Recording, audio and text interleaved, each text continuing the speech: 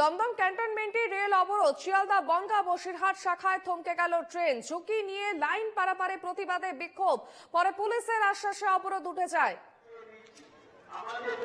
শিয়ালদা বনগাঁ বসিরহাট শাখায় থমকে গেল ট্রেন এবং যেমনটা জানা যাচ্ছে দমদম ক্যান্টনমেন্টে রেল অবরোধ,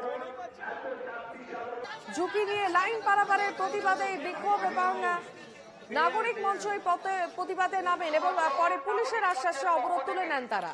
আজকে আমরা রেল কর্তৃপক্ষের কাছে আবেদন জানাচ্ছি,